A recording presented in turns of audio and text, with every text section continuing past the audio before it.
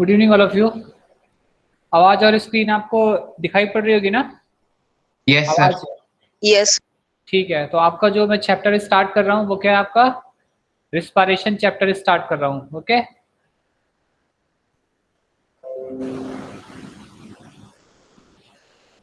जो पहला जो आपका चैप्टर स्टार्ट कर रहा हूँ वो क्या हो गया? Respiration chapter. तो रिस्पायरेशन में मतलब क्या होता है? रिस्पायरेशन मीन्स क्या होता है? In and out of gases. क्या होता है? Inhale and exhale Obtaining, of gases. obtaining energy from the absorbed food. ठीक है। obtaining the energy from the breakdown of food. Okay, respiration मतलब सिंपल सा क्या होता है? Break down of glucose. ठीक है, क्या होता है? Break down of glucose in the presence of oxygen, in the presence of oxygen and production and production of energy is called respiration. Okay, तो रिस्पायरेशन मतलब break down of glucose in the presence of oxygen and production of energy is called respiration. अभी मैंने आपको जो reaction दिखाई थी वो क्या था? Glucose C6H12O6। इसमें क्या हो रहा था? ऑक्सीजन इससे रिएक्ट करके क्या बना रही थी? CO2, वाटर और क्या बना रही थी? ATP। ओके, तो इस प्रोसेस को हम रिस्पायरेशन बोलते हैं। This is called respiration. मतलब formation of ATP from the glucose and oxygen is called respiration process. Okay, तो ब्रेक डाउन ऑफ ग्लूकोज का आप ब्रेक डाउन करो, उससे आप ATP को बनाओ, that is called respiration process. Clear? तो इसको हम बोलेंगे रिस्पायरेशन प्रोसेस। तो किसी किसी में ऑक्सीजन की जरूरत लगती है, किसी किसी में नहीं लगती। तो जिसमें ऑक्सीजन नहीं लगता उससे हम क्या बोलेंगे? That is called anaerobic. हाँ, उसको हम बोलेंगे एनएरोबिक। और जिसमें ऑक्सीजन लगेगा उसको हम क्या बोलेंगे? एरोबिक। तो वो सब हम बाद में देखेंगे। ओके, पर अभी हम क्या किसकी बात करें? रिस्पायरेशन मतलब ब्रेकिंग ऑफ द ग्लूकोज को ब्रेक करो, उससे आप एनर्जी को बनाओ, is called respiration process. Okay, तो रिस्पायरेशन प्रोसेस किसके किसके अंदर में होती है? प्लांट के अंदर में भी होती है, और साथ में किसके अंदर में होती है? एनिमल के अंदर में। तो प्लांट और एनिमल दोनों के अंदर में क्या होता है? ग्लूकोज का ब्रेकडाउन होता है और उससे एनर्जी ऑब्टेन की जाती है। क्लियर?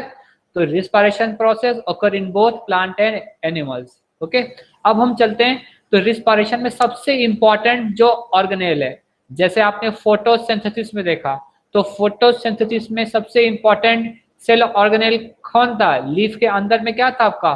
क्लोरोप्लास्ट। Chloroplast. ओके, तो रिस्पायरेशन के लिए आपको कौन सा ऑर्गेनेल लगता है? माइटोकॉन्ड्रिया। कौन सा? हाँ, तो हमको सबसे पहले हमको माइटोकॉन्ड्रिया के अंदर में इसकी हमको स्टडी करनी पड़ेगी, माइटोकॉन्ड्रिया के बारे में। तो जब हम माइटोकॉन्ड्रिया के बारे में जब हम स्टडी कर लेंगे, उसके बाद हम रिस्पायरेशन पार्ट स्टार्ट करेंगे। ओके, तो माइटोकॉन्ड्रिया के बारे में आप लोग क्या क्या चीज जानते हो? तो माइटोकॉन्ड्रिया में अगर मैं इस डायग्राम में आपको दिखाऊं, तो माइटोकॉन्ड्रिया देख रहे हो क्या होता है? Mitochondria double membranous cell organelle होता है। क्या होता है इसके पास? डबल मेम्ब्रेन पर पाई जाती है। ओके, तो डबल मेम्ब्रेन में क्या हो गई? ये बाहर वाली, दिस इज आउटर मेम्ब्रेन। ये क्या हो गई आपकी? Outer membrane. और ये वाली जो है that is called inner membrane. ये क्या हो गई आपकी? Inner membrane. This is inner membrane, outer membrane और इनर मेम्ब्रेन। क्लियर? तो माइटोकॉन्ड्रिया क्या है? It is a double membranous cell organelle. ये आपने बहुत पहले से 6, 7, 8 से पढ़ते आ रहे होंगे। तो माइटोकॉन्ड्रिया के पास आउटर मेम्ब्रेन और इनर मेम्ब्रेन होती है। क्लियर? अब एक बात मैं आपको जो बताता हूँ वो देखो।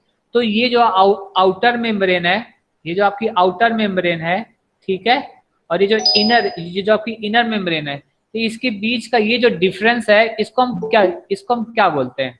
आउटर मेम्ब्रेन और इनर मेम्ब्रेन के बीच का जो गैप है, दैट गैप इज कॉल्ड, उसको हम क्या बोलते हैं? Intermembranous space. Intermembranous space.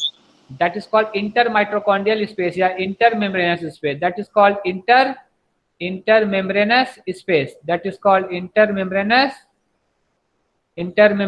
space या intermitochondrial space.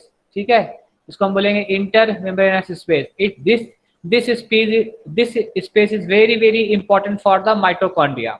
Okay, अगर ये स्पेस नहीं रहेगा तो माइटोकॉन्ड्रिया एनर्जी नहीं बना पाएगा. ओके, तो it is very important intermembrane space. तो अब आप देखो इसमें एक खास बात होगी, पहले क्या हो गई? Outer membrane. दूसरी क्या हो गई? Inner membrane. ये क्या हो गई? Inner membrane. तो आप देखो इनर मेम्ब्रेन में क्या फोल्डिंग है, देखो अंदर के साइड ये फोल्ड हो जा रहा है. क्या अंदर के साइड में फोल्ड हो जा रहा है? तो ये जो फोल्डिंग ऑफ इनर मेम्ब्रेन है दैट इज कॉल्ड क्रिस्टी. इसको हम क्या बोलते हैं? क्रिस्टी बोल देंगे. Folding of inner membrane, folding of inner membrane is called cristae. Folding of inner membrane is called cristae. Okay, folding of inner membrane is called cristae. इसको हम क्या बोलेंगे? क्रिस्टी. तो ये जो आप डायग्राम में दिखा रहा, दिस इज इनर मेम्ब्रेन. इसकी फोल्डिंग है, देखो अंदर साइड जा रही है, अंदर साइड, फिर देखो स्ट्रेट हुआ, फिर अंदर साइड गई. तो ये जो अंदर साइड जा रही दैट इज कॉल्ड क्रिस्टी. तो folding of inner membrane makes the cristae. Folding of inner membrane makes the cristae. और क्रिस्टी के ऊपर देखो, क्रिस्टी के ऊपर आपको छोटे छोटे बॉल लाइक के कुछ आपको स्ट्रक्चर्स दिखाई पड़ेंगे. देखो ऐसे करते अगर मैं इसको ऐसे दिखाऊं, ऐसे, फिर ये स्ट्रेट हुआ, फिर ऐसे, फिर ऐसे, तो इसके ऊपर देखो ऐसे बॉल लाइक के कुछ स्ट्रक्चर पाए जाते हैं, ऐसे. ठीक है, ये तो दिस इज क्रिस्टी. ये क्या हो गई? जो अंदर साइड है दिस इज क्रिस्टी. और क्रिस्टी के ऊपर ये जो आपके राउंडेड स्ट्रक्चर है that is called F0 F1 particle. इनको हम क्या बोलते हैं? F0 F1 particle. They are called F0 F1 particle. इसे हम क्या बोलते हैं? F0 F1 particle. क्लियर? तो अभी तक मैंने आपको क्या बोला? माइटोकॉन्ड्रिया की दो मेम्ब्रेन होती, एक आपकी आउटर मेम्ब्रेन, एक आपकी इनर मेम्ब्रेन. फिर मैंने इनर मेम्ब्रेन की बात की. तो इनर मेम्ब्रेन में क्या होती है? इनवेजिनेशन होता है. क्या होता है? फोल्डिंग होती, मतलब इनवेजिनेशन. तो this invagination is called cristae. तो इनर मेम्ब्रेन क्या करती है? आपका इनवेजिनेशन बनाती है. ये क्या है? invagination, and that folding, that invagination is called cristae, and on the surface of cristae F0 F1 particle is present. On the surface of the cristae F0 F1 particle is present. Okay, क्या बोलते हैं इसको हम? Christie के surface पर कौन सा particle है? F0 F1 particle. इसका नाम क्या होता है? इसको हम बोलते हैं Fernandez Moran particle. It is called Fernando Morin particle. It is called Fernando Morin particle. इसका ये नाम होगा, इसको साइंटिस्ट ने खोजा था. ठीक है. दूसरा जो अभी आपने बोला ऑक्सीजोम, इसको हम ऑक्सीजोम भी बोलते हैं. क्या बोलते हैं? ऑक्सीजोम्स. क्लियर? चाहे आप इसको बोलो फर्नांडो मोरिन पार्टिकल, चाहे आप इसको बोलो ऑक्सीजोम्स. क्लियर? तो F0 F1 पार्टिकल कहाँ पर पाया जाता है? क्रिस्टी पर पाया जाता. अब कोई आपसे पूछ जाए कि क्रिस्टी क्या है, तो आप क्या बोलोगे? क्रिस्टी क्या है? It is a invagination. It is a invagination of inner membrane. It is a invagination of inner membrane. It is a invagination of inner membrane. Okay, तो क्रिस्टी क्या होती है? It is a invagination of the inner membrane. और क्या बोले? Folding of the inner membrane. क्या बोलते हैं हम? Folding of the inner membrane. Folding of the inner membrane. Folding of the inner membrane is called folding of the inner membrane is called cristae. इस points को आप ध्यान देके समझ के पढ़ना कि क्रिस्टी क्या होती है और F0 F1 पार्टिकल क्या होता है. बहुत लोग सब कुछ कंफ्यूज कर जाते हैं. उनको समझता ही नहीं कि इनर मेम्ब्रेन क्या है, क्रिस्टी क्या है और F0 F1 पार्टिकल क्या है। तो इनर मेम्ब्रेन ही एक टाइप की क्या है, क्रिस्टी है, लेकिन वो क्या है, उसकी जब इनर मेम्ब्रेन जब इन्वेजिनेट करती है तो उस पॉइंट पर हम उसको क्रिस्टी बोलने लगते हैं, उसको हम क्या बोलते हैं, क्रिस्टी, और उसके ऊपर F0 F1 पार्टिकल पाए जाते हैं, they are called Fernandez Moran particle. क्या बोलते हैं इनको हम, फर्नांडो मोरिन पार्टिकल। क्लियर? तो अभी तक मैंने आपको इसके बारे में बताया, ठीक है। तो अभी तक मैंने आपको आउटर मेम्ब्रेन और इनर मेम्ब्रेन, अब मैं आपसे एक क्वेश्चन पूछता हूं, आउटर मेम्ब्रेन और इनर मेम्ब्रेन का कंपोजिशन क्या है, किससे बनती हैं? आउटर मेम्ब्रेन और इनर मेम्ब्रेन किससे बनी होती हैं, पता है आपको? Outer membrane, sir lipid layer. हाँ बोलो बोलो, आउटर मेम्ब्रेन और इनर मेम्ब्रेन किससे बनती है आपकी? Inner sir membrane, lipid proteins और लिपिड्स। हाँ वेरी गुड, प्रोटीन और लिपिड से बनती है। किससे बनती है? प्रोटीन और लिपिड से। अगर मैं दिखाऊं तो यहाँ पर ये क्या हो गया, लिपिड्स, ये उसकी टेल हो गई, ये क्या हो गए, लिपिड्स। इस हिसाब से लिपिड्स होते हैं, ठीक है। ऐसी लिपिड्स ये रहेंगी, ऐसे लिपिड्स ये रहेंगी, इसको हम बोलते हैं lipids. They are called bilayered phospholipid. इसको हम क्या बोलेंगे? बाइलेयर्ड फॉस्फोलिपिड, बाइलेयर्ड फॉस्फोलिपिड, इसको हम क्या बोलेंगे? बाइलेयर्ड फॉस्फोलिपिड। ओके, और इस लिपिड के ऊपर में क्या पाया जाएगा? यहाँ पर आपकी प्रोटीन्स पाई जाती हैं। क्या होती हैं? प्रोटीन्स। इनको क्या बोलेंगे? प्रोटीन्स। ग्लाइकोप्रोटीन्स। हाँ ओके, और इसके बीच में भी क्या होती है? कुछ प्रोटीन्स पाई जाती हैं ऐसे ऐसे। दिस प्रोटीन्स आर कॉल्ड, इसको हम क्या बोलते हैं? This is called intrinsic protein. this is called extrinsic protein, this is called extrinsic protein। इसको हम क्या बोलेंगे? This is called extrinsic protein। और ये क्या हो गया, यहाँ से यहाँ तक बाइलेयर्ड फॉस्फोलिपिड। तो बाइलेयर्ड फॉस्फोलिपिड के बीच में जो प्रोटीन होती है that is called intrinsic protein. इससे हम क्या बोलेंगे? Intrinsic protein. इससे हम क्या बोलेंगे? Intrinsic protein. क्लियर? क्या हो गई? Intrinsic protein. तो आपकी जो आउटर मेम्ब्रेन है, आउटर मेम्ब्रेन किससे बने वाली है? बाइलेयर्ड फॉस्फोलिपिड, एक्सट्रिंसिक और इंट्रिंसिक प्रोटीन से। इनर लेयर भी किससे बनी है आपकी? बाइलेयर्ड फॉस्फोलिपिड और एक्सट्रिंसिक और इंट्रिंसिक प्रोटीन से बने वाली है। क्लियर? तो मतलब इसको हम क्या बोल सकते हैं कि माइटोकॉन्ड्रिया की जो मेम्ब्रेन है वो कैसे वर्क करती है? सेमी परमिएबल मेम्ब्रेन की तरह वर्क करती है। Selectively permeable. हाँ वेरी गुड, ओके। सेलेक्टिव पर या सेमी परमिएबल मेम्ब्रेन, या उसको हम क्या बोलेंगे? सेलेक्टिव परमिएबल मेम्ब्रेन की तरह वर्क करती है। क्लियर? ये सब आपके बेसिक कॉन्सेप्ट्स हैं जो आपको आने चाहिए, ठीक है। तो माइटोकॉन्ड्रिया की जो मेम्ब्रेन है बाइलेयर्ड फॉस्फोलिपिड से बनती है, उसके बाहर में एक्सट्रिंसिक प्रोटीन रहेगी साइड साइड, और बीच में क्या रहेंगे? इंट्रिंसिक प्रोटीन्स रहती है। और ये बिल्कुल आपकी सेमी परमिएबल मेम्ब्रेन या सिलेक्टिव मेम्ब्रेन की तरह बिहेव करेगी, ठीक है। तो मैंने आपको मेम्ब्रेन का कंपोजिशन पढ़ा दिया। This is a composition of membrane. क्या हो गया? Composition of membrane.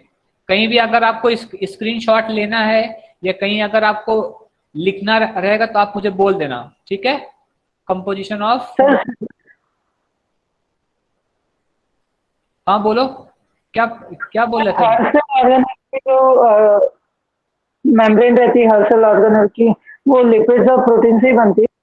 हाँ मैक्सिमम देखो आपकी जो सेल मेम्ब्रेन रहेगी ना, आप इतना चीज आप नोट कर लो।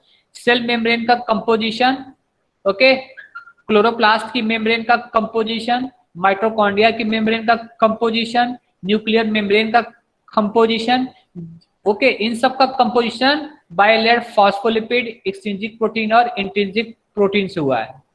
क्लियर? मतलब मैक्सिमम जो भी कुछ सेल मेम्ब्रेन रहती हैं वो हमेशा बाइलेयर्ड फॉस्फोलिपिड, एक्सट्रिंसिक प्रोटीन और इंट्रिंसिक प्रोटीन से बनती हैं। फॉर एग्जांपल सेल मेम्ब्रेन हो गई आपका, क्लोरोप्लास्ट की मेम्ब्रेन हो गई, आउटर मेम्ब्रेन, इनर मेम्ब्रेन, वो भी इसी से बनती हैं। मैंने आपको 10th में, वो 10th की सीबीएसई में नहीं बताया था मैंने, क्योंकि वो 10th लेवल पे था तो मैंने वहां पर नहीं बोला।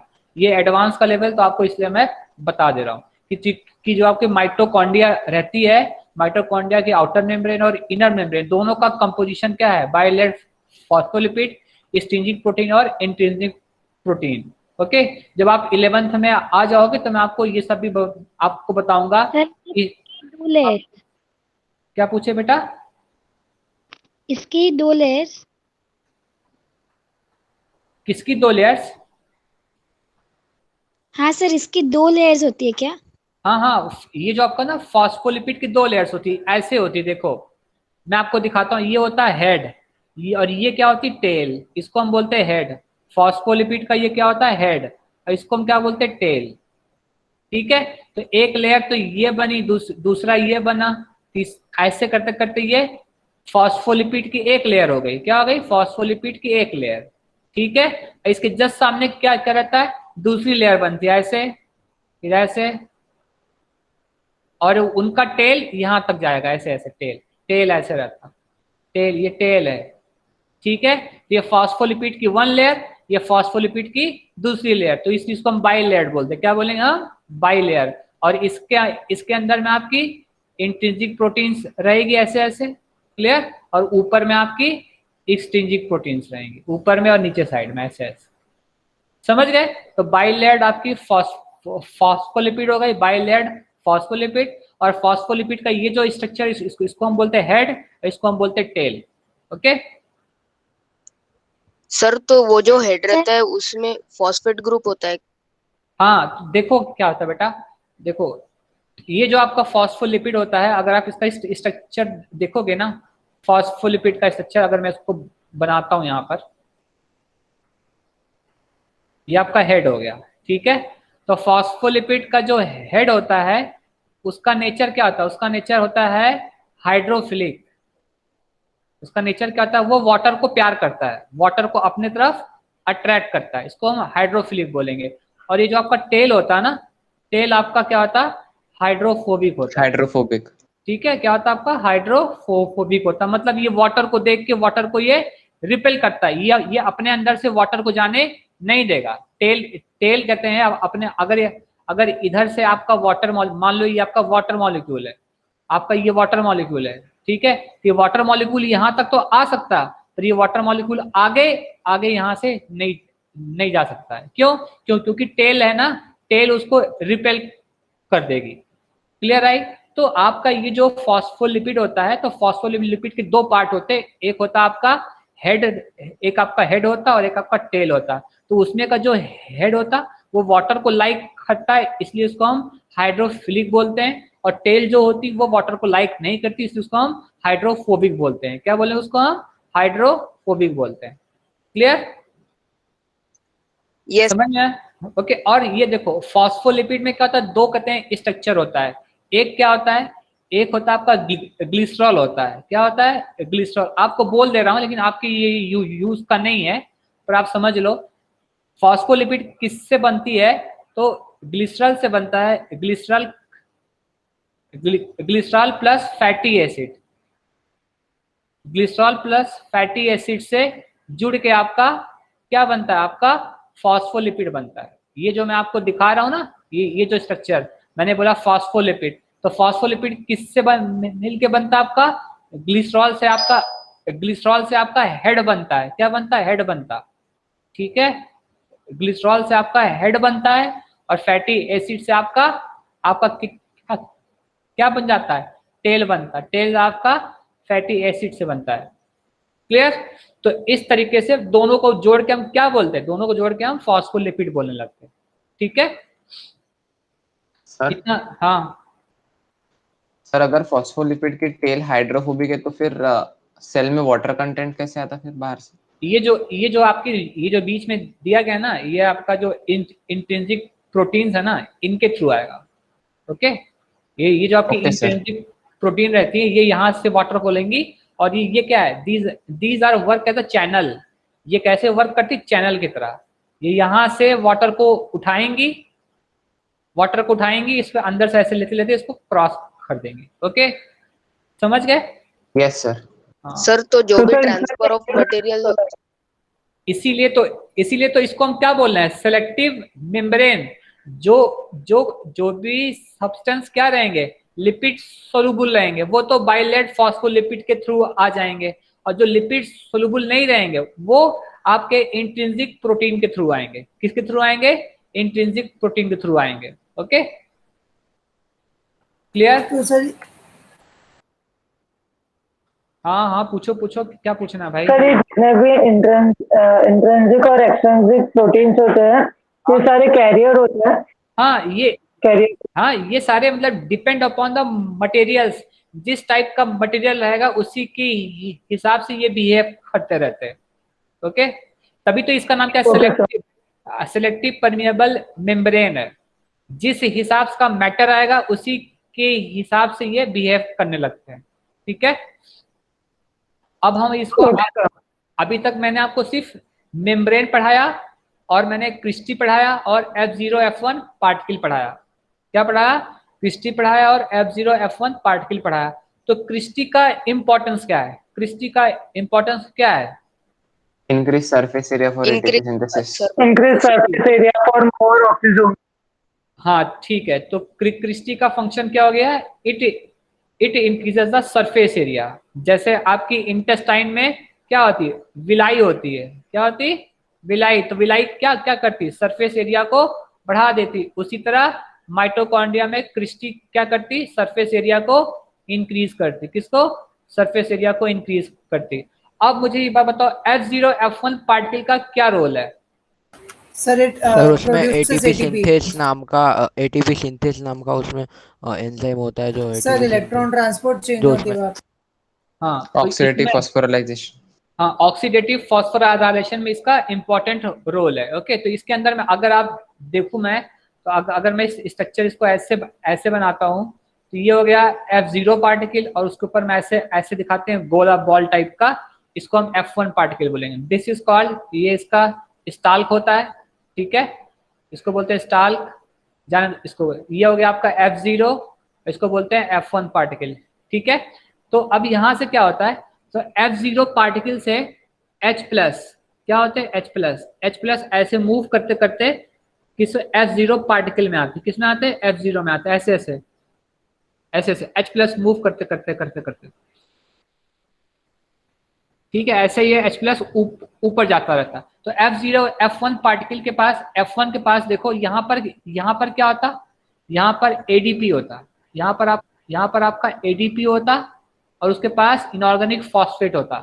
तो जैसे ही H प्लस इसको क्रॉस करता, जैसे ही H प्लस इसको क्रॉस करके आगे जाता है, तो H प्लस यहाँ पर क्या करता है? एनर्जी को रिलीज करता है। H प्लस क्या करता है? H प्लस आपकी एनर्जी को रिलीज करता है। क्या करता है? ये एनर्जी को रिलीज करेगा। तो जैसे ही एनर्जी को रिलीज करेगा, ये एडीपी है। क्या है? एडीपी क्या है? ADP, adenosine diphosphate. उसके पास क्या है? इनऑर्गेनिक फॉस्फेट की रिएक्शन। लेकिन जैसे ही इसके पास से H प्लस क्रॉस करता है, ये एडीपी इस फॉस्फेट को अटैच कर लेता है और किसमें चेंज कर जाता है? एटीपी में। किसमें चेंज कर जाता है? एटीपी में। ओके, तो एडीपी में जब फॉस्फेट जुड़ जाता है तो क्या बनता? एटीपी बनता। लेकिन इस फॉस्फेट को एडीपी से जुड़ने के लिए क्या चाहिए होती है? एनर्जी चाहिए होती है। और वो एनर्जी उसको कहाँ से मिलती? वो एनर्जी उसको हाइड्रोजन आयन के मूवमेंट से मिलती। किससे मिलती? हाइड्रोजन आयन के मूवमेंट से मिलती। जब हाइड्रोजन आयन F0 पार्टिकल से जब F1 की तरफ आता रहता है तो वह एनर्जी को रिलीज करता है और उसी कहते हैं एनर्जी की वजह से ये फॉस्फेट एडीपी से जुड़ के एटीपी में चेंज कर जाता है। समझ में आया? तो यहाँ पर क्या बन जाएगा? यहाँ पर एटीपी बन जाएगा। क्या बन जाएगा आपका? यहाँ पर एटीपी बन जाता है। तो ये आपका कौन रोल अदा करता है? F0 F1 particle. ठीक है, इसको फर्नांडो मोरिन पार्टिकल बोलते हैं। तो F0 में से H प्लस की ऐसे ऐसे एंट्री होती रहती है और एडीपी क्या होता है? फॉस्फेट से जुड़ के एटीपी में चेंज कर जाता है। अब यहाँ क्वेश्चन उठता है कि भैया ये फॉस्फेट एडीपी से क्यों जाके अटैच हो गया? तो इसका आंसर आप ये दोगे कि सर जब H प्लस आता है तो वह एनर्जी को रिलीज करता है और उसी एनर्जी की रिलीज की वजह से ये फॉस्फेट जाके उससे अटैच कर जाता है। क्लियर?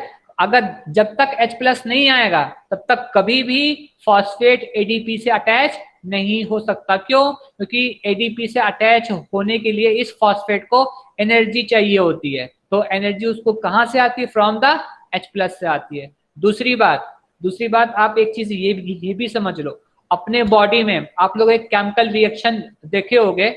जैसे मानो कि कोई भी कहते केमिकल रिएक्शन होती है, तो केमिकल रिएक्शन में हम किसको इस्तेमाल करते हैं? एंजाइम्स को इस्तेमाल करते हैं ना, पता है ना आपको? Yes sir. अब जैसे मान लो कि आप स्टार्च को खा लिए, क्या लिए? स्टार्च को। तो स्टार्च क्या है आपका? स्टार्च आपका सबस्ट्रेट है, ठीक है? स्टार्च आपका क्या हो गया? सबस्ट्रेट है। ओके, तो स्टार्च के ऊपर जैसे स्टार्च आपके माउथ में आता है, तो आपके माउथ में कौन सा एंजाइम होता है? सलाइवा में सलाइवरी एमाइलेज। Salivary amylase. तो ये क्या है? आपका एंजाइम है। तो एंजाइम क्या करता है? सबस्ट्रेट को किसमें चेंज कर देता है? प्रोडक्ट में चेंज करता है। तो स्टार्च से क्या बन जाता है? आपका माल्टोज बन जाता है। क्या बन जाता है? माल्टोज। तो माल्टोज क्या हो गया? आपका प्रोडक्ट हो गया। क्या हो गया? प्रोडक्ट हो गया। क्लियर? तो हमेशा किसी भी रिएक्शन को करने के लिए क्या चाहिए होता है हमको? एंजाइम चाहिए होते। क्या चाहिए होता है? एंजाइम। क्या चाहिए होता है? एंजाइम। जैसे हमने आपको फोटोसिंथेसिस पढ़ाया, तो फोटोसिंथेसिस में मैंने आपको एक भी एंजाइम्स के नाम नहीं बोले, लेकिन फोटोसिंथेसिस प्रोसेस बिना एंजाइम के हो ही नहीं सकता है। ओके, जब आपको डिटेल में पढ़ाऊंगा तो मैं आपको सारे एंजाइम्स के नाम मैं आपको तब बोल दूंगा कि कौन कौन से। सर मुझे डाउट था। हाँ पूछो। सर F1 पार्टिकल पे एडीपी कहाँ से आता? एडीपी कहाँ से आता है? एडीपी तो क्या आता है, अभी उसका भी आंसर दे देता हूँ। पहले इस पॉइंट को मैं कहता हूँ खबर कर दूं, फिर आपको दे देता हूँ। ओके, तो ये क्या होता है? स्टार्च होता। तो स्टार्च किस पे चेंज हो गया? माल्टोज में। मतलब सबस्ट्रेट किस पे चेंज हो गया? प्रोडक्ट में। उसमें क्या लगा? एंजाइम लगा। अब उसी तरह आप यहाँ देखो, ये क्या हो गया आपका? एडीपी और आईपी क्या हो गए आपके? एडीपी और आईपी आपके क्या हैं? This is substrate. ये क्या हो गए? सबस्ट्रेट हो गया आपका। और ये क्या हो गया आपका? प्रोडक्ट हो गया। क्या हो गया? प्रोडक्ट हो गया। पर इस रिएक्शन को होने के लिए एक एंजाइम की जरूरत होती है, and that enzyme is called ATPase synthetase. उसको हम क्या बोलेंगे? एटीपेस सिंथेटेज बोलते हैं। क्या बोलते हैं? ATPase synthetase. जो कि कहाँ पे होता? जो कि इस F1 पार्टिकल में होता है, यहाँ पे होता। उसका नाम क्या होता? ATPase synthetase. क्या नाम है? ATPase synthetase. क्लियर?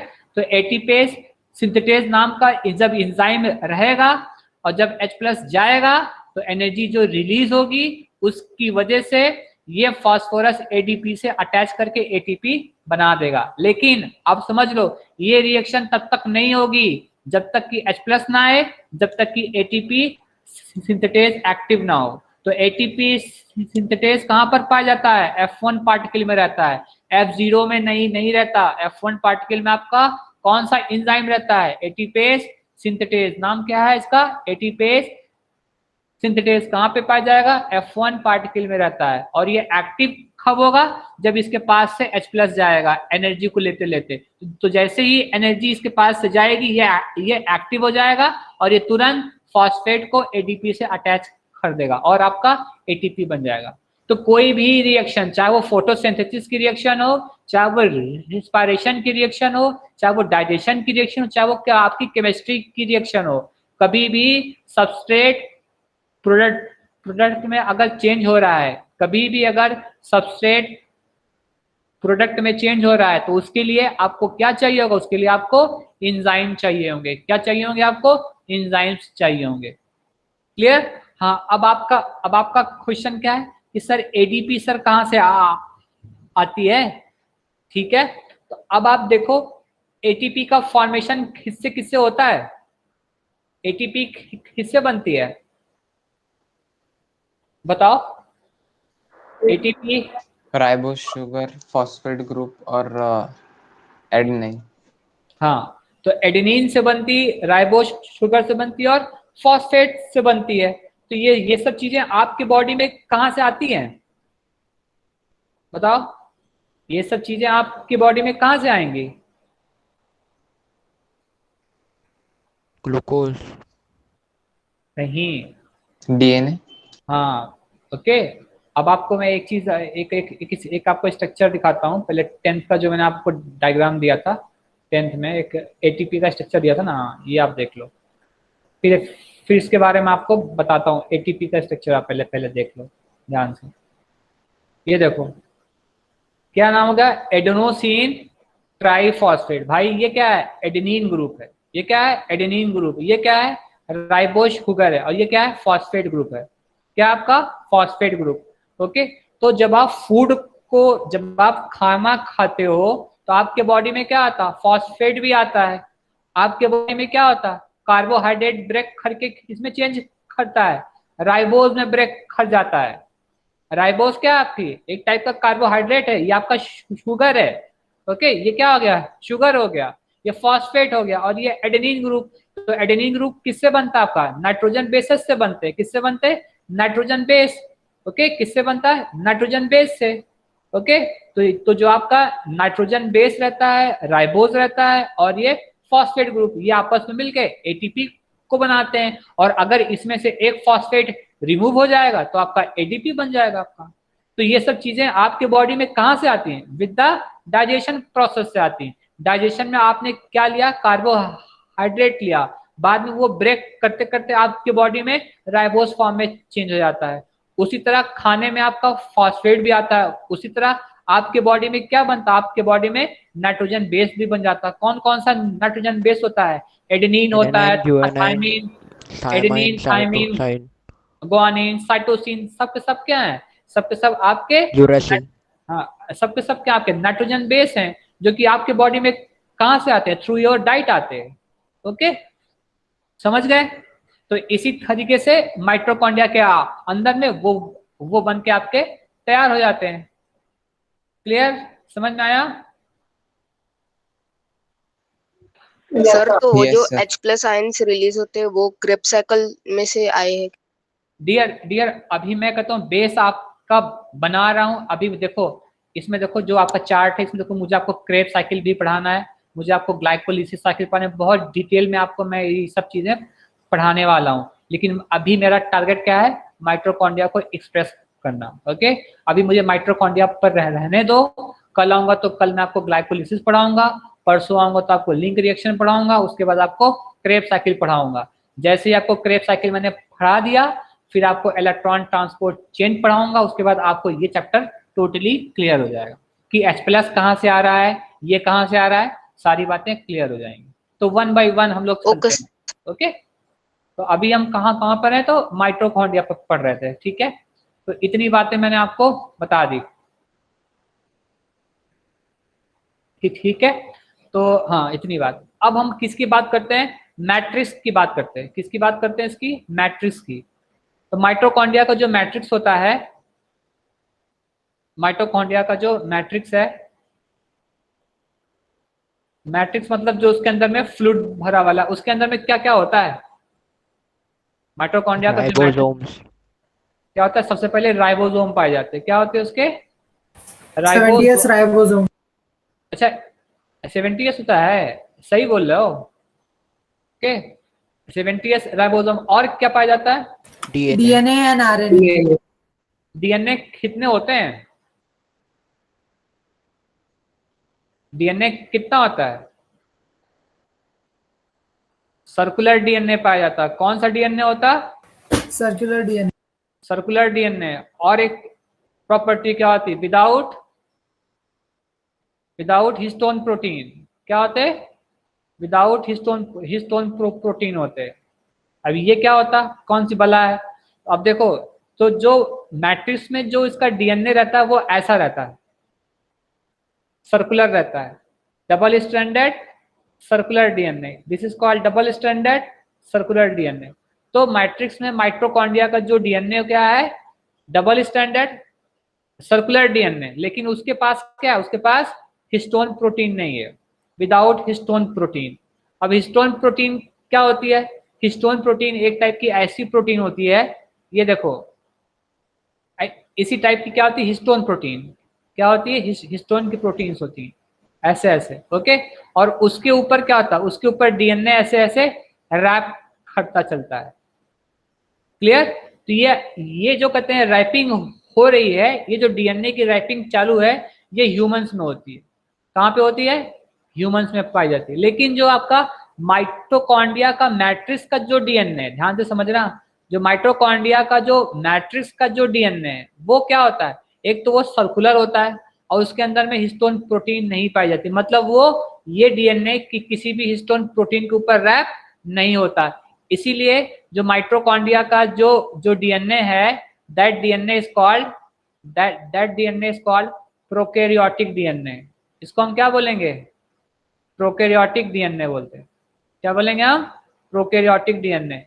तो अब मैं आपसे एक क्वेश्चन पूछ रहा हूँ, माइटोकॉन्ड्रिया के अंदर में जो डीएनए है वो प्रोकैरियोटिक डीएनए है, और जो न्यूक्लियस के अंदर में जो डीएनए पाया जा रहा है उस डीएनए को हम क्या बोलते हैं? Eukaryotic DNA. उसको हम बोल देंगे यूकैरियोटिक डीएनए। क्लियर? तो क्यों उसको हम यूकैरियोटिक डीएनए बोलते हैं? क्यों बोलते हैं? हिस्टोन प्रेजेंट है इसलिए। हाँ, क्योंकि उसमें जो डीएनए है वो आपका क्या है? वो आपका हेलिकल फॉर्म में है, डबल स्ट्रैंडेड हेलिकल के फॉर्म में है, और वो आपका हिस्टोन प्रोटीन के ऊपर रैप करता रहता है, इसीलिए उसको हम यूकैरियोटिक डीएनए बोलेंगे। और जो डीएनए हिस्टोन प्रोटीन के ऊपर रैप नहीं करता, that type of DNA are called prokaryotic DNA. Okay, तो मैट्रिक्स के अंदर में आपका प्रोकैरियोटिक डीएनए है। ओके, तो इसका मतलब माइटोकॉन्ड्रिया की मैट्रिक्स में जो डीएनए पाया जाता है वो क्या है? Prokaryotic DNA. और माइटोकॉन्ड्रिया की मैट्रिक्स में जो आपका राइबोसोम है वो क्या है? 70S। ये भी क्या आपका? This is called prokaryotic. इसको हम क्या बोलेंगे? Prokaryotic ribosome. This is called prokaryotic ribosome. इसको हम क्या बोलेंगे? Prokaryotic ribosome. क्लियर? ओके, तो माइटोकॉन्ड्रिया के पास प्रोकैरियोटिक टाइप का राइबोसोम है और प्रोकैरियोटिक टाइप का डीएनए है। क्लियर? अब एक बात बताते हैं, तो मैट्रिक्स का ये रोल, और मैट्रिक्स में क्या चीज होता है? मैट्रिक्स में और क्या क्या होते हैं? मैट्रिक्स में और क्या क्या होता है? पहला चीज, और मैट्रिक्स में क्या होता है? मैट्रिक्स में आपका, ठीक है, मैट्रिक्स में आपका क्रेब्स साइकिल एंजाइम होते हैं। क्या होते हैं? Krebs cycle enzyme. Krebs cycle enzymes पाए जाते हैं मैट्रिक्स में, एक्सेप्ट सक्सिनेट डिहाइड्रोजनेज। जब मैंने अपने टाइम पर नीट का एग्जाम दिया था ना, तो उसमें ये मेरे को क्वेश्चन आया था, सक्सिनेट डिहाइड्रोजिनेज। क्या नाम एंजाइम का नाम है? Succinate dehydrogenase. क्या नाम इसका? Succinate dehydrogenase. तो क्रेब साइकिल के सारे एंजाइम मैट्रिक्स में पाए जाते हैं। क्रेब एक्सेप्ट कौन सा एंजाइम? Succinate dehydrogenase.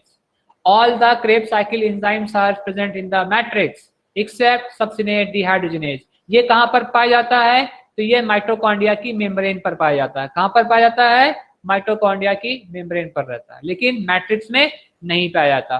तो क्रेब साइकिल के सारे एंजाइम्स बहुत सारे होते हैं, जैसे आपके माल्टेज हो गया, अल्फा कीटोग्लूटारेज, फ्यूमरेज, ओके, इस तरह के बहुत सारे क्रेब साइकिल के एंजाइम होते हैं जो कि मैट्रिक्स में पाए जाते हैं except succinate dehydrogenase. It's a MCQ question, ये एमसीक्यू क्वेश्चन है, ये भी आपका एमसीक्यू का क्वेश्चन है, ये भी आपका एमसीक्यू का क्वेश्चन। इन सब के ऊपर कहीं ना कहीं क्वेश्चन पूछे जा चुके हैं। क्लियर? तो क्रेब साइकिल के सारे एंजाइम मैट्रिक्स में पाए जाते हैं एक्सेप्ट सक्सिनेट डिहाइड्रोजिनेज। ओके, अब एक बात होती है कि माइटोकॉन्ड्रिया, अब एक माइटोकॉन्ड्रिया को एक हम बोलते हैं सेमी ऑटोनॉमस ऑर्गेनेल। क्या बोलेंगे इसका हम? Semi autonomous. क्यों बोलते हैं सेमी ऑटोनॉमस ऑर्गेनेल? क्योंकि उसके पास खुद की वो खुद प्रोटीन सेमी ऑटोनॉमस ऑर्गेनेल वो ऑर्गेनेल होते हैं जो कि अपनी प्रोटीन खुद बना लें। ओके, तो जिसके पास राइबोसोम होता है, आप ये समझ लो प्रोटीन बनाने के लिए क्या चाहिए होता है? राइबोसोम, और आपको डीएनए चाहिए होता है। तो जिसके पास राइबोसोम और डीएनए रहेगा उस ऑर्गेनेल को हम क्या बोलेंगे? सेमी ऑटोनॉमस ऑर्गेनेल बोलेंगे। क्या बोलेंगे हम? सेमी ऑटोनॉमस ऑर्गेनेल बोलते हैं। तो आपका माइटोकॉन्ड्रिया की मैट्रिक्स में क्या है? आपका राइबोसोम भी है और आपका डीएनए भी है। तो मतलब ये अपने प्रोटीन को खुद बना सकते हैं, self protein making, self protein making. इनको किसी और से प्रोटीन की जरूरत नहीं है, ये खुद अपनी प्रोटीन को बना सकते हैं, इसलिए इनको हम सेमी ऑटोनॉमस ऑर्गेनेल बोलेंगे। और तो सेमी ऑटोनॉमस ऑर्गेनेल में आपका माइटोकॉन्ड्रिया आता है, और कौन आता है? प्लास्टिड, क्लोरोप्लास्ट, माइटोकॉन्ड्रिया आता है और प्लास्टिड, प्लास्टिड, मतलब क्लोरोप्लास्ट भी आता है। कौन आता है आपका? क्लोरोप्लास्ट, जो आप फोटोसिंथेसिस में मेरे से पढ़ रहे हो, ठीक है। तो क्लोरोप्लास्ट भी क्या है आपका? सेमी ऑटोनॉमस ऑर्गेनेल है। क्यों? क्योंकि उसकी स्ट्रोमा में क्या है? क्लोरोप्लास्ट के स्ट्रोमा में क्या है? क्लोरोप्लास्ट के स्ट्रोमा में राइबोसोम है और उसके पास सर्कुलर डीएनए है, ओके। इसीलिए आपका जो क्लोरोप्लास्ट है वो क्या है? सेमी ऑटोनॉमस ऑर्गेनेल है। क्या है? सेमी ऑटोनॉमस ऑर्गेनेल है, ओके। अब ये मुझे आप एक बात बताओ, माइटोकॉन्ड्रिया की ओरिजिन कैसी हुई है? माइटोकॉन्ड्रिया की सर एक यूकैरियोटिक सेल ने सर दूसरे प्रोकैरियोटिक सेल को शायद से एनगल्फ किया था सर, तो फिर उसके बाद वो generation to generation very good, pass होते ओके। गया। हाँ, वेरी गुड, आपका आंसर बिल्कुल राइट है, ओके। तो माइटोकॉन्ड्रिया की जो ओरिजिन होती है उसको हम बोलते हैं इंडो सिम्बियोटिक बोलते हैं। क्या बोलते हैं उसको हम? Indo symbiotic origin. क्या बोलते हैं हम? इंडो सिम्बियोटिक ओरिजिन बोलते हैं। क्या बोलते हैं? Indo symbiotic origin. तो इसका मतलब, बोलने का मतलब ये है, देखो आपका पहले एक बैक्टीरिया है, ठीक है, इसको हम बोलेंगे एरोबिक बैक्टीरिया। क्या हो गया? एरोबिक बैक्टीरिया, ठीक है। एंशियंट टाइम्स में जब बन रहा था तो पहले क्या था आपका? एरोबिक बैक्टीरिया, ठीक है। और उसी तरीके का आपका क्या था? आपका एक आपका एनाएरोबिक बैक्टीरिया, हाँ, एक आपका एनएरोबिक बैक्टीरिया था, एनएरोबिक बैक्टीरिया, एनएरोबिक बैक्टीरिया, ठीक है। कुछ समय बाद क्या हुआ? इवोल्यूशन की, जब इवोल्यूशन स्टार्ट हुआ तो ये दोनों सेल क्या हो गया? आपस में मर्ज कर गए। तो मर्ज मतलब क्या क्या हो गया? तो एनएरोबिक जो बैक्टीरिया था उसके अंदर में क्या हुआ? एरोबिक बैक्टीरिया जाके वहां पर जाके सिट कर गया। सॉरी, इसको ब्लैक कलर में। एरोबिक बैक्टीरिया क्या हुआ? जाके एनएरोबिक के अंदर में जाके बैठ गया। तो क्या हो रहा है? तो माइटोकॉन्ड्रिया की दिस इज आउटर मेम्ब्रेन, और ये क्या हो गई? माइटोकॉन्ड्रिया की इनर मेम्ब्रेन हो गई। क्लियर? तो इस तरीके से आपका माइटोकॉन्ड्रिया का ओरिजिन हुआ, इस तरीके से आपका माइटोकॉन्ड्रिया बन गया। क्या बनता आपका? माइटोकॉन्ड्रिया बन गया। इस तरीके से आपका माइटोकॉन्ड्रिया बना। तो माइटोकॉन्ड्रिया के अंदर में बाहर वाली सेल क्या है? बाहर वाली सेल एनएरोबिक है और अंदर वाली सेल क्या है? एरोबिक है। तो इसलिए माइटोकॉन्ड्रिया क्या हो गया? डबल मेम्ब्रेनस हो गया। क्या हो गया? एक मेम्ब्रेन बाहर और एक मेम्ब्रेन अंदर। इसके थ्रू आपका क्या बन जाएगा? क्रिस्टी वगैरह, और अंदर में क्या बन जाएगा? आपका मैट्रिक्स हो जाएगा। क्या हो जाएगा? मैट्रिक्स बन जाएगा। तो ठीक है, तो माइटोकॉन्ड्रिया का इतना पार्ट क्या है? माइटोकॉन्ड्रिया का ये जो वाला पार्ट है, ये जो इतना पार्ट है, ये क्या है? ये एनएरोबिक है। इतना पार्ट क्या आपका? This is anaerobic part. Mitochondria का इतना पार्ट क्या? एनएरोबिक। और माइटोकॉन्ड्रिया का इतना पार्ट, ये जो अंदर वाला है, ये क्या है? This is aerobic part. Aerobic. हाँ, this is aerobic part. This is aerobic part of mitochondria. Clear? इसीलिए माइटोकॉन्ड्रिया का जो एरोबिक रिएक्शन होती है वो कहां पर होती है? मैट्रिक्स में होती है। क्यों? क्योंकि वहां पे हमको ऑक्सीजन की जरूरत होती है। कभी भी क्रेब साइकिल माइटोकॉन्ड्रिया के इंटर मेम्ब्रेनस स्पेस में नहीं होगी। This is outer membrane. ये क्या हो गई आपकी? ये आपकी हो गई आउटर मेम्ब्रेन। ये वाली क्या हो गई आपकी? Inner membrane. और ये बीच का स्पेस का है? Inter membranes space. तो कभी भी क्रेब साइकिल की जो रिएक्शन होती है वो कहाँ पे होगी? वो आपकी मैट्रिक्स में होगी। वो कभी भी इंटर मेम्ब्रेनस स्पेस में नहीं होती। क्यों नहीं होती? क्योंकि वहां पर ऑक्सीजन अवेलेबल नहीं होता, क्योंकि वो एनएरोबिक है। ये एरिया जो है उसका, वो क्या हो गया? वो एनएरोबिक है। और जो मैट्रिक्स वाला एरिया है वो क्या है? एरोबिक है। ओके, तो क्रेब साइकिल कहाँ पर होगा? आपकी मैट्रिक्स में होगी। क्रेब साइकिल की रिएक्शन कहाँ पे होगी? मैट्रिक्स में होगी। और जो कहते हैं ग्लाइकोलिसिस रहता है, ग्लाइकोलाइसिस, ओके, ग्लाइकोलिसिस वो साइटोप्लाज्म, उसके बारे में हम आप बाद में कहते हैं बात करेंगे। तो इतना आपको समझ में आ गया। तो माइटोकॉन्ड्रिया किससे बनता है? एनारोबिक बैक्टीरिया और एरोबिक बैक्टीरिया के इंडो सिम्बियोटिक, मतलब एनारोबिक बैक्टीरिया के अंदर में एरोबिक बैक्टीरिया जाके बैठ गया, तो उसकी वजह से माइटोकॉन्ड्रिया की दो मेम्ब्रेन हो गई। ओके, आउटर मेम्ब्रेन और इनर मेम्ब्रेन, और बीच का जो स्पेस रहा उसको बोलेंगे इंटर मेम्ब्रेनस स्पेस। ओके, और जो एरोबिक बैक्टीरिया रहा वो आपका मैट्रिक्स की तरह बिहेव करने लगा, और उसके अंदर में क्रेब साइकिल की रिएक्शन होने लगी। क्या होने लगी? सर हाँ बेटा बोलो, क्या हुआ? प्लीज थोड़ा ऊपर करो ना, लिखना था। अच्छा, लिखना है कुछ?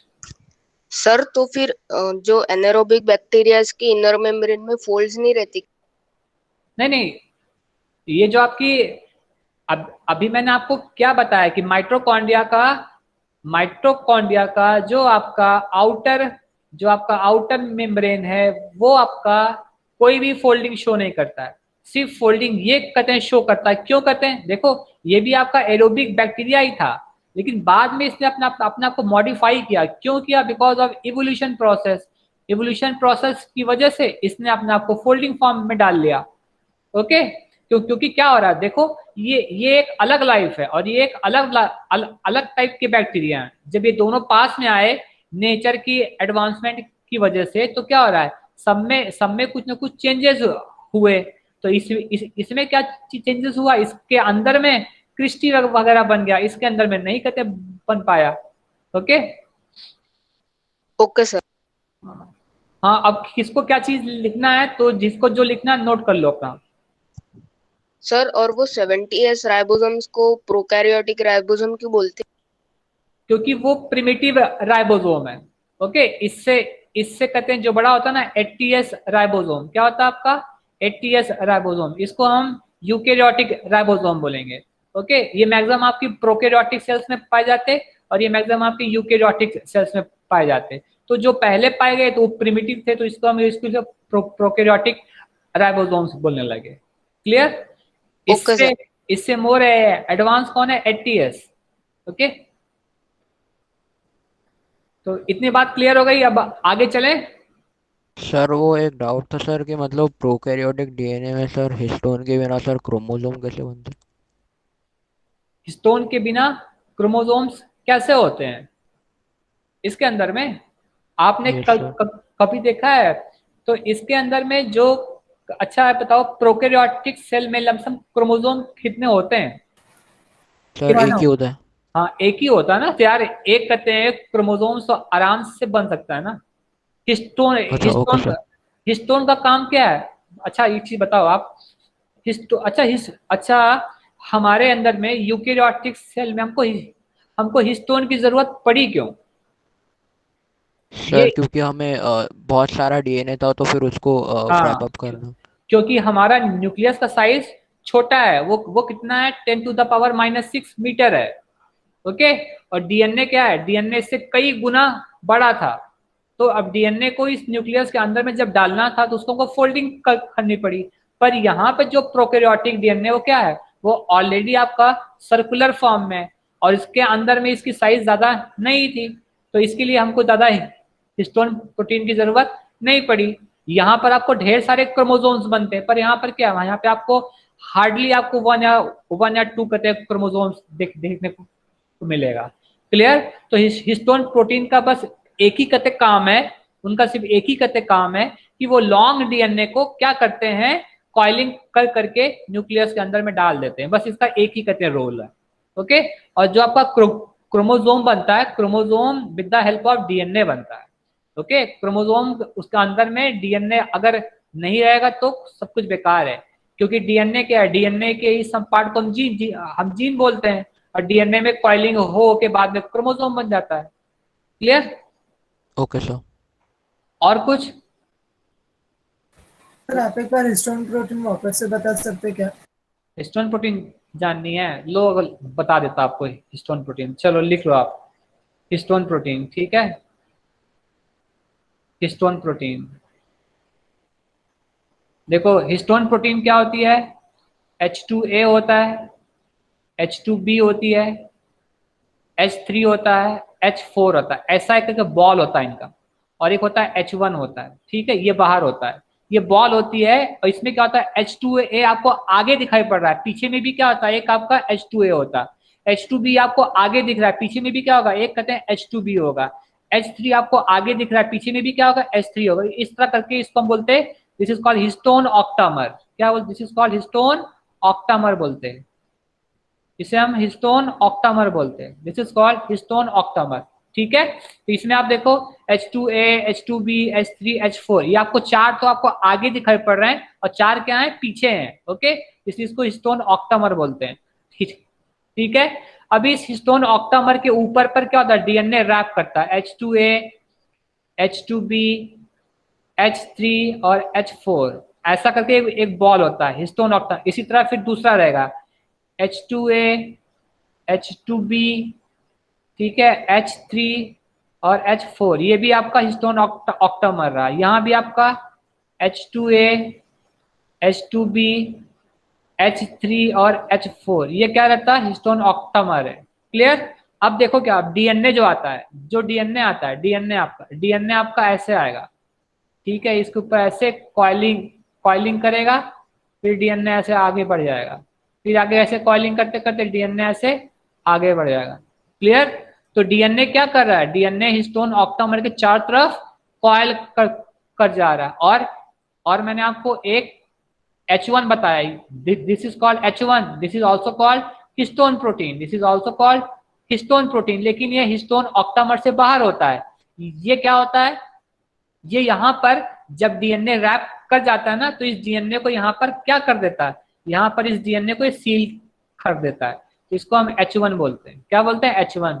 क्यों, क्योंकि ये जब डीएनए को इस पे जब सील कर देगा तो ये डीएनए इस पे टाइटली कॉइल्ड हो जाएगा।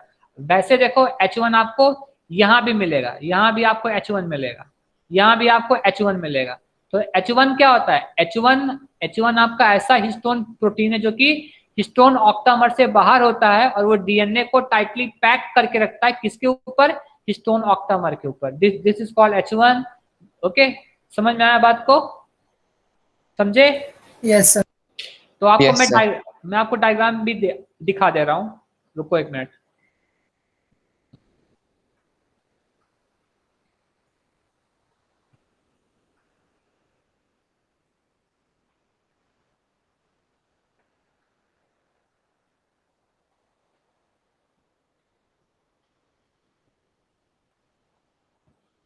ये देखो,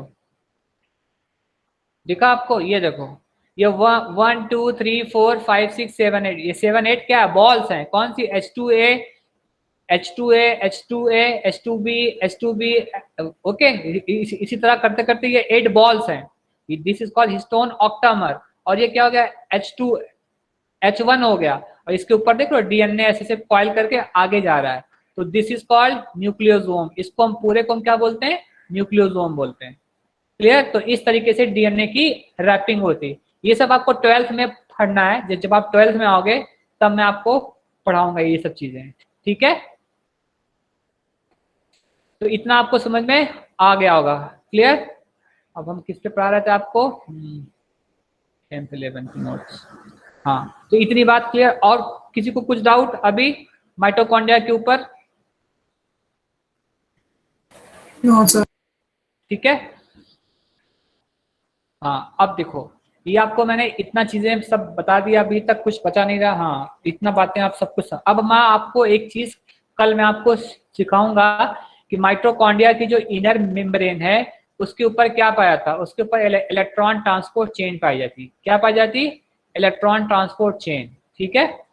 कल मैं जब मैं आऊंगा तो आपको ये चीज पढ़ाऊंगा, क्या पढ़ाऊंगा, इट्स वेरी इंपॉर्टेंट। अगर ये आपको ये नहीं आएगा तो आपको ये चैप्टर और फोटोसिंथेसिस आपको समझ में ही नहीं आएगी।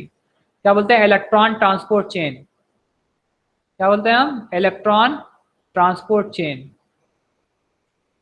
Electron transport chain. कल आज से आपको स्टार्ट करूंगा इसके बारे में, ठीक है। इलेक्ट्रॉन ट्रांसपोर्ट चेन, तो इलेक्ट्रॉन ट्रांसपोर्ट चेन में पहला जो होता है उसको हम बोलेंगे NADH2 डिहाइड्रोजनेस कॉम्प्लेक्स। क्या बोलते हैं उसको, NADH2 डिहाइड्रोजनेस कॉम्प्लेक्स, ठीक है। सर ये एंजाइम का नाम है क्या? हाँ, ये आपका एंजाइम है निकोटिनामाइड डिहाइड्रोजिनेज। ओके, दूसरा क्या होता है FADH2। इस चैप्टर में आपको याद बहुत कुछ करना पड़ेगा, बहुत सारा ये याद करना है। जैसे आप ग्लूकोज की जैसे ग्लाइकोलिसिस की साइकिल होगी तो glucose 6 phosphate, fructose 6 phosphate, fructose 1,6 diphosphate, 3 PGA, okay 1,3 di PGA, पेप्पा, पायरुविक एसिड। आपको ये सारे नाम आपको सब याद करने पड़ेंगे, तो इसमें आपको काफी कुछ लर्निंग करनी पड़ेगी। फोटोसिंथेसिस का चैप्टर और रिस्पायरेशन का चैप्टर, आपको इसमें बहुत कुछ याद करना पड़ेगा, बहुत कुछ, और दोनों चैप्टर बहुत आसान है।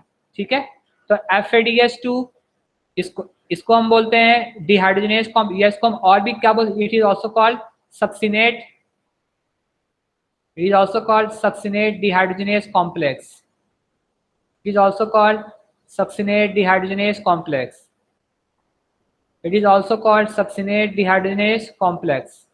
क्लियर। फिर दूसरा क्या होता है, थर्ड साइटोक्रोम ऑक्सी रिडक्टेज। क्या होता है आपका साइटोक्रोम ऑक्सी रिडक्टेज। और फोर्थ क्या होता है आपका साइटोक्रोम। कल की क्लास प्लीज मत छोड़ना, कल की क्लास कोई भी एब्सेंट नहीं होगा, नहीं तो आपको फिर फोटोसिंथेसिस और रिस्पिरेशन चैप्टर समझ में नहीं आएगा। तो साइटोक्रोम ऑक्सी रिडक्टेज हो गया, इसे हम क्या बोलेंगे, साइटोक्रोम ऑक्सीडेज बोलते हैं। ठीक है, और लास्ट में क्या होता है, फिफ्थ जो कॉम्प्लेक्स होता है उसे हम बोलेंगे F0F1 पार्टिकल। क्या बोलते हैं, F0F1 पार्टिकल। क्या बोलते हैं इसको, F0F1 पार्टिकल। या इसको हम और भी क्या बोलते हैं, इसको कॉल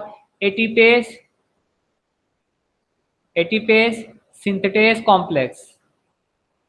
उसका दूसरा नाम क्या होगा, ATPase synthetase complex, ATPase synthetase complex. Clear. तो कल आपको माइटोकॉन्ड्रिया की मेम्ब्रेन के ऊपर जो उसकी इनर मेम्ब्रेन रहेगी, आपको इन सब के बारे में एक बाय एक करके मुझे पढ़ाना है। NAD, हाँ बोलो सर, कल क्लास है क्या? कल का पता नहीं मेरे को यार, नहीं जब भी आपकी कहते क्लास रहेगी तो प्लीज एब्सेंट मत होना। मैं आप लोग से रिक्वेस्ट कर रहा हूँ, आप लोग एब्सेंट मत होना। ओके अगर ये आपको नहीं आएगा तो आपको चैप्टर समझ में नहीं आएगा। ठीक है, तो चलो ठीक है, आज के लिए इतना रखो। Take care, good night, bye bye sir. Sir. हाँ बाय। बोलो सर वो आप बोल रहे थे ना बीच बीच में कि वो फोटोसिंथेसिस के बारे में, तो वो आपने कब चालू किया? कौन सा बीच में बेटा? सर वो आप बोल रहे थे ना फोटोसिंथेसिस, तो वो आपने चालू किया है क्या सिखाना 10th एडवांस में? नहीं, 10th एडवांस में अभी मैंने स्टार्ट नहीं किया। पहले आपको ये चैप्टर आना चाहिए, जब ये चैप्टर आएगा तब आपको वो चैप्टर आएगा, फोटोसिंथेसिस। ओके, पहले आप इसको, क्योंकि मैंने उस दिन आपको एक नाम दिया था, याद है? आप लोगों ने मेरे से क्या चीज पूछने लगे, सर क्या होता है मैलेट। आप लोग को मैंने एक नाम दिया था ना, मैलेट क्या होता है। सर। आप लोग सब पूछने लगे मैलेट। तो पहले जब आप इसको पढ़ लोगे इस चैप्टर को, तो इस चैप्टर में आपको malate, pyruvic acid, acetyl coenzyme, okay, fumarase, बाकी ऑक्सिलो एसीटेट, आपको बहुत सारे नाम सब मालूम हो जाएंगे। फिर इन सब, ये तो सब जो नाम है इनको हम फोटोसिंथेसिस में ये सब आपके यूज होते हैं। तो पहले आपको रिस्पायरेशन चैप्टर आना चाहिए, देन आपको फोटोसिंथेसिस समझ में आएगा। अगर आप फोटोसिंथेसिस पहले कहते हैं पढ़ोगे तो फिर आपको समझ में नहीं आएगा। तो इसलिए पहले आप इसको पढ़ो, देन आप इसको पढ़ो। ओके ठीक है, चलो इसके बाद मैं आपको ये चैप्टर पढ़ाऊंगा, इसके बाद पढ़ाऊंगा। ठीक है, चलो फिर बाय। थोड़ा ऊपर की क्या चीज क्या लेना है सर? आपने वो इलेक्ट्रॉन ट्रांसपोर्ट चेन का जो लिखवाया था। हाँ ठीक है, चलो कल फिर से पढ़ा देता ना मैं। NADH2 dehydrogenase complex, succinate dehydrogenase complex, cytochrome oxy reductase complex, cytochrome oxidase complex और एटीपेज सिंथेटेज कॉम्प्लेक्स। ठीक है, ओके सर। ठीक है, तो चलो फिर बाय।